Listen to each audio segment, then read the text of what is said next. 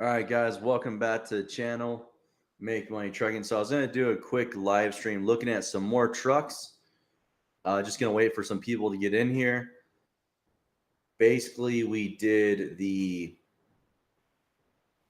looking at some Peterbilt 389s. So now we're going to be looking at probably some Kenworths. All right, guys, welcome back to the channel.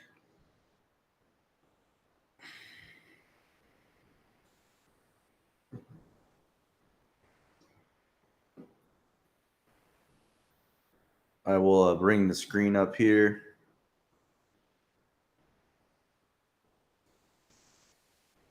So I want to do this more regularly, probably, I don't know, every other day, couple times a week, just looking at truck prices and whatnot. But yeah, so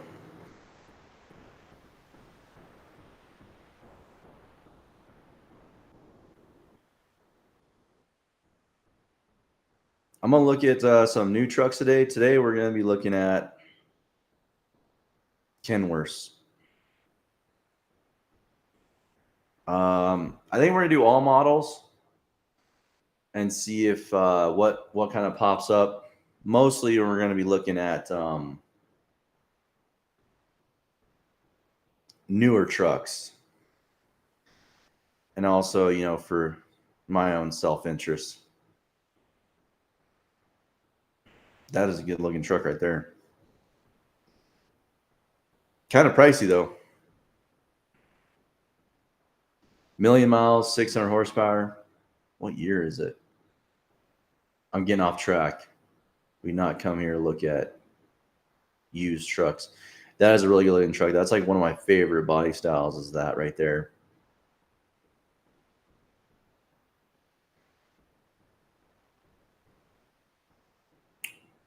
All right.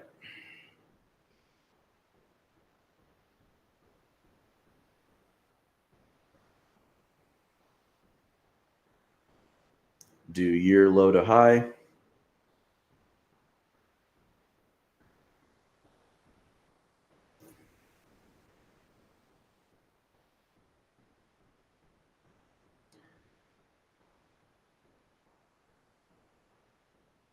And I did this the other day too. Just going to reset this page.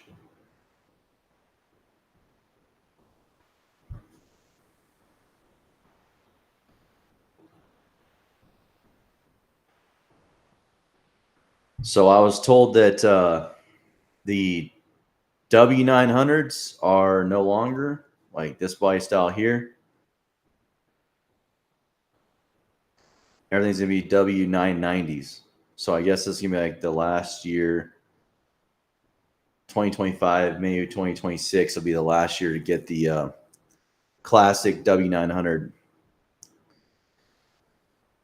That's what I've heard. Don't hold me to that. I don't know if that's 100% fact, but I was told that by a company.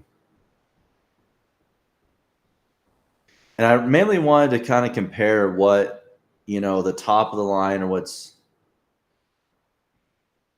what's considered in the industry to be top of the line, by all the super truckers, how the Kenworth W9 prices compare to like the Peterbilt 389/379, variant. Basically long nose, over the road trucks, what they kind of go for, what the difference is. And right here, this is let's see how this truck is set up for $235,000. See what we get here.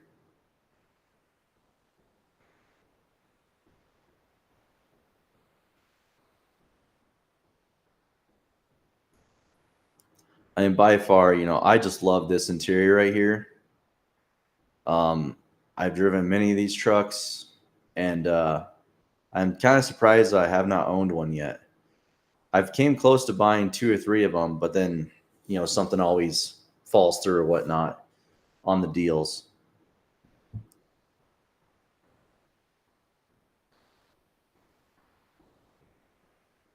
So, and this isn't heavy spec, so, but that's fine for, your typical just new over the road truck.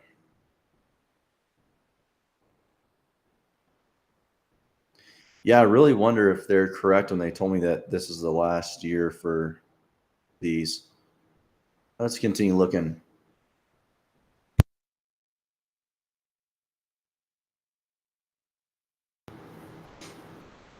One example is not enough examples to see where we're at. I see a lot of these with these custom, I don't want to say a custom paint job, but a custom like looking paint job. They're pretty nice looking. If I were to be mostly, I would look for this setup if I was going to be, going across country or living out of the truck for sure.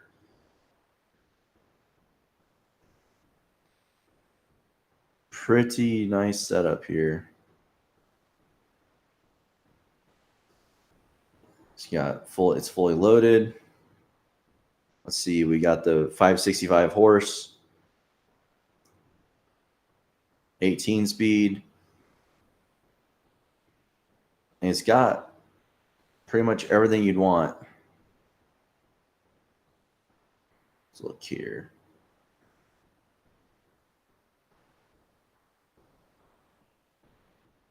Day cab for, well, what the heck? We put in sleeper trucks, so yes, they slipped one in. Let's see here. Sleeper trucks. We're going to go ahead and do another thing real fast. I forgot to put in do all Cummins. Wow, that's shocking. There's some Detroit. And Caterpillar, I don't know how that's possible, but we'll look at that in a second. So we're going to do Cummins, and then we're going to do basically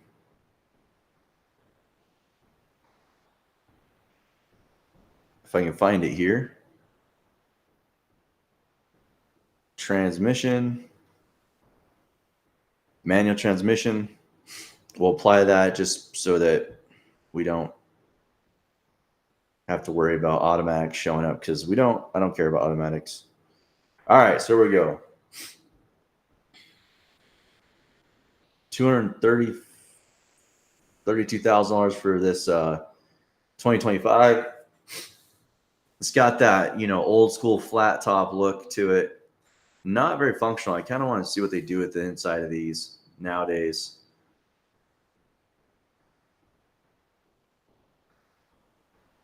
I mean, it's a classic, good looking truck. I don't know so much about the red frame with the white.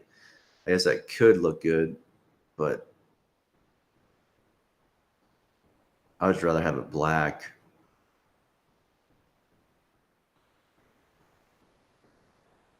All right, let's see what the... Okay, so they're not going to show us what the sleeper looks like. Only dang reason I went into this. All right, well, we'll continue on.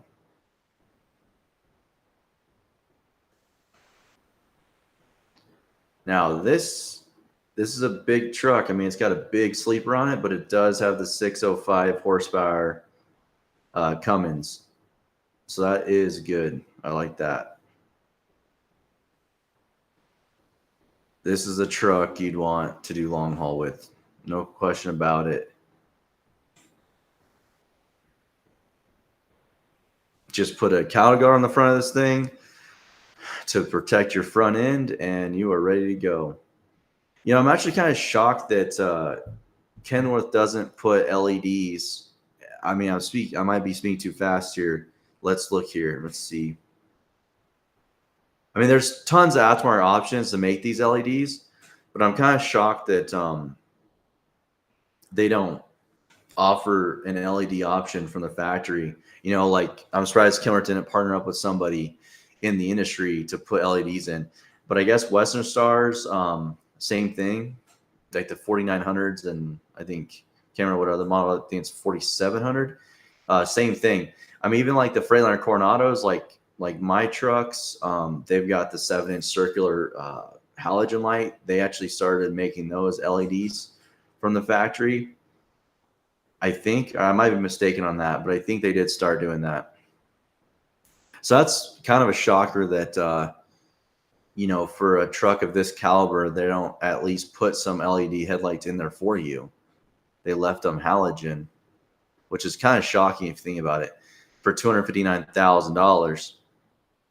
But I mean, I imagine this truck is loaded. Oh, it's got the couch. Yeah, it's got the Icon sleeper. That's awesome. Okay. Yeah, this is a good option. I mean, it's pricey, obviously, but we're just looking at prices here. We're just window shopping. So, oh, nice. It's actually got heavy rears. Yeah, this is absolutely like the perfect truck for long haul application that, dang, it has a 46,000 pound. Man, I might be looking to buy this truck. This is set up. I like the big sleeper, but I don't plan on staying in the big sleeper for too long. So, I mean, this might be the truck for me, honestly. I mean, it's got everything. Yeah, it's got the heavy suspension. Dang, I didn't think it would have heavy suspension. Big horsepower. Like I said, just needs a cattle guard up front, and they'll be ready to go. But anybody that's looking to do like over-the-road heavy haul, I mean, as long as you don't need a drop axle, this is a good truck for that. For sure. Dang, it's set up nice. This is how I would spec out a truck. I'm in debates on, whether I'm definitely want a drop axle or not, but this is a good option. Let's keep looking. So far, there has been the Kenworths have been around pretty similar pricing. I mean, I've only looked at three examples so far, but we looked at a lot more 389 Peterbilts the other day. And none of these have pictures or call for price when we do get a picture. So, we're gonna look at this. This is a good example. Let's see what this 234. This one has a drop axle. I don't know. Let's see. It's got the smaller sleeper. Very small sleeper, actually. But it's all loaded out. And this is 234,000. So it's a lot of these prices, comparatively, obviously the market's going to match each other. I don't see why Peterbilt and Kenworth wouldn't try to match each other as far as pricing goes, whether that's high price or low prices. Unfortunately, this market is stupid because it really sucks that, if Kenworth was a company that was trying to do good by its consumer, and then Peterbilt comes out and for a very similar identical product, they're getting more money for it instead of and this is just examples. I'm not saying either of these companies do this, but they do it, but not specifically in this situation. If company A wants to do good by its consumers and give you a $200,000 product and still make money, but then you have company B that comes out and for a very similar product, they start selling a product for $250,000. It's unfortunate that in this day and age, in this time, that instead of company A continuing to do good by their customer and sell for $200,000, they're going to look at company B that's selling for, $250,000, and company A is automatically going to match company B's price. Now, I get it. It's free markets. They can do whatever they want, but it just sucks that, you'd hope that, a company would not just raise their price because another company is getting high price as well. But it does work in the reverse fashion though as well. If you're selling a product for 200,000 and your competitor or comparable person in the marketplace is selling it for 150, that company will then start to lower their price. So I guess it works in both ways. But right now we've kind of only seen the uptick where, you know, unfortunately, you know, they're so what I'm getting at here is that basically, I guess I shouldn't have expected Kenworth to be any different of price or any, you know, I shouldn't have expected anything less, you know, for Kenworth to be any different than Peterbilt since they're such similar competitors in the market. Which I guess I didn't. I just was, you know, maybe wondering because, you know, the Peterbilts are getting pretty expensive there for a while. They've come down, you know, but they've come down to the similar prices to the Kenworth. So about the same right now. So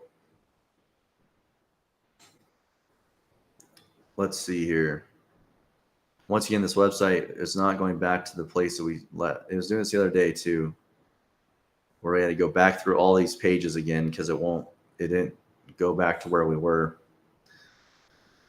So I guess, you know, my rambling there, it's not shocking to see that the Kenworths are very, very similar price to the Peterbilts within the same spec trucks, long nose hood, you know, the same motor, same transmissions. Both are made, you know, partnership with PACCAR. So I guess it makes sense.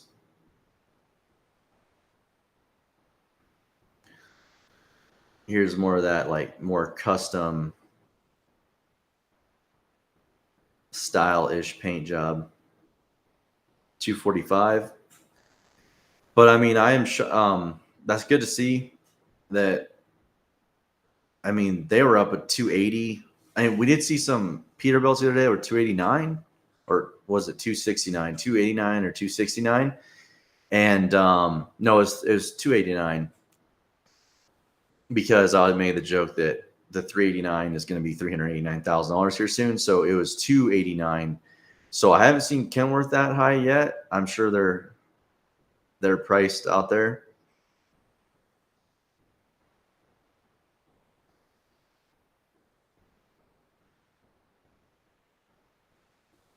But they were asking 300, 350 for some of those light trucks. So I guess they've both kind of come down on their pricing a little bit.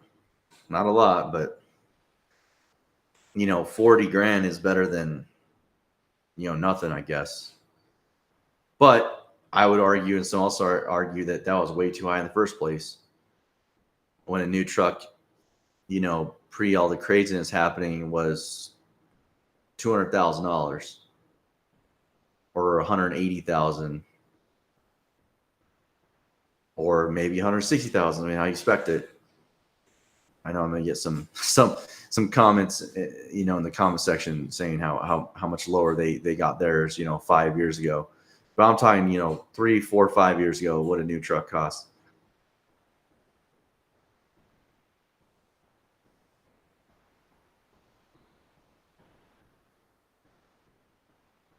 Let's see here. So it looks like 245 is about like sub 250.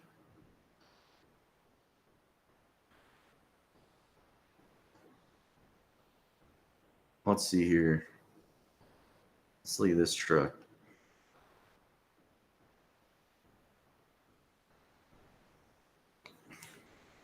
Now this is a good looking truck right here. 237,000. So this one's 10,000 cheaper than the other ones. Let's see if there's got the 605 big horsepower Cummins. See if there's a reason for that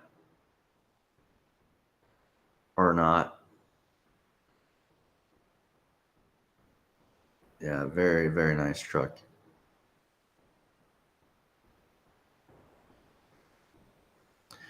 Low key, I always kind of wanted to get one of these, but just haven't done it yet.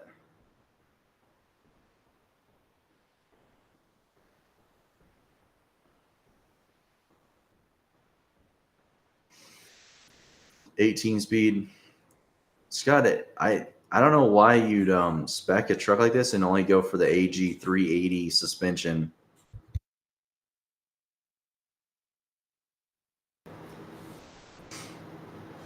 I don't know why you just get the AG 400, which is basically 40,000 pound suspension. That's pretty much industry standard. I don't know why they ordered a truck with 38,000 pound suspension. And it's just a lower grade suspension. Don't know why you'd want that. I mean, unless it's like lower profile or lower slung for some type of application I'm not aware of. But it's all good.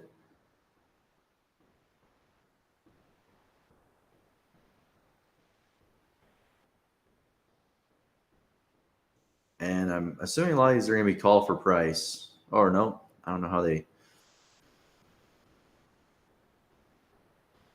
call for price. This is, wow, this is a, this doesn't have price, but this is a really good looking truck. Like, I really like this setup here. I mean, it's long enough to add a drop axle if you need it.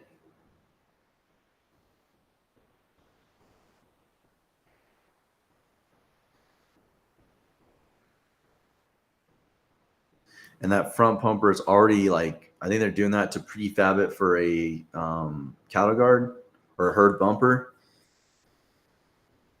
Yeah, this is a really good look. So I like my trucks that got, they look like they got more ground clearance like this one does. But we're not looking at what I would be looking at. I'm just looking at, Kenworth in general. See what's out there.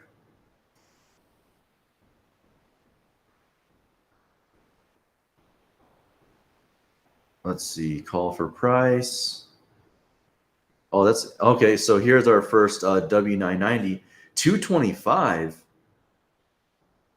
Well, this isn't brand new, I'm assuming. Well, actually, it is 530 miles, but it looks like it's at someone's like personal house. So it's not brand new. Let's look at this. What are you guys thinking about this? This versus the Mark, what's up? How much for a? I didn't get the rest of that comment. What do you guys think of this versus like the traditional W900? You guys like this? You guys dig this? You're like, nah, there's nothing nothing compares to the W900. Wow, that is a interesting interior. Like luxury, that's like luxury sports car territory right there. That is very like Jaguar Range Rover-ish looking.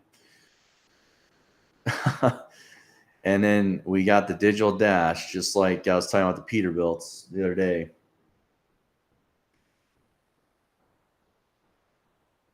But I am shocked. I don't know. I guess this must be like a private buyer who bought this and then decided they didn't want it, or decided to get out of the business or something like that. 225. That's not a bad price, given that it's got 18 speed. It's got 565. And it's got a smaller sleeper. Everything else seems to be pretty standard on it. So that's not horrible. I don't know about this look right here. This looks really boxy. Like, let me know what you guys think about that.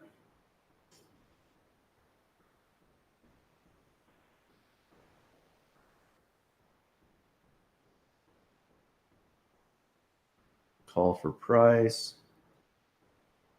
Here we go. All right, here's another W900, 232, so right around that same range. That sub 250s. I mean, that's sub 20,000 more than that, but here's 252. All right. So basically, that's kind of what I wanted to see and why I want to jump on here to look through these to see kind of if they compare to the Peterbilt. And honestly, I'd say on average, these are cheaper than the 389s. 289. Okay, 389. That's right. Sorry, it's been a long night. Kind of tired. So basically, we're looking at similar prices to the Peterbilt, but I was seeing a couple more very, very high priced 389s. Where here, I'm not seeing too many like crazy priced W900s like I did the 389s. I'm seeing like the most unless I'm mistaken, it was like 255, 260. There was a couple of Peterbilts that were well closer to 300,000, just under sub 300,000. So I don't see the Kenworth being that much. I mean, you look at a truck like this, it's very well equipped. 18 speed, 565 Cummins, 233. I remember we saw a couple Peterbilts that were what was it, 226 or two? Man, I don't remember. I'd have to look at that video again and see. But yeah, so it looks like the W900s are a little bit cheaper, or Kenworths in general, than the Peterbilts. But not so cheap that you're like gonna change your whole outlook and buy one of these. Unfortunately, it's not that cheap, but it's definitely cheaper, which is nice. I didn't expect that, but it's nice to see. At least for me personally, as I'm definitely more of a W900 fan than a 389 fan or even 379. I like the W900s a lot better.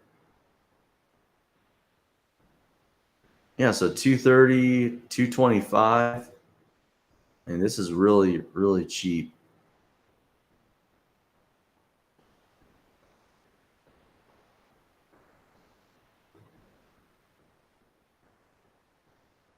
Mark, how much for a 22 Freightliner Cascadia? I'm not sure. Sorry, on this video, we're just looking at Kenworths for this one. But maybe another day I'll do a live looking for Cascadias, or where I looked at Internationals the other day. We looked at Peterbilts, mainly long hood, traditional, super trucker style. And now we're looking at Kenworths to see what they cost. So we might do, some of those trucks another day. Just not today, unfortunately.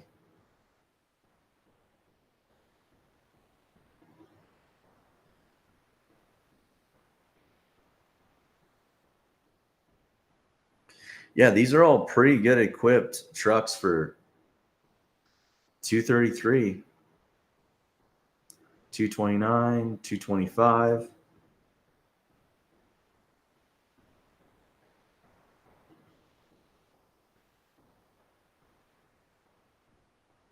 $249.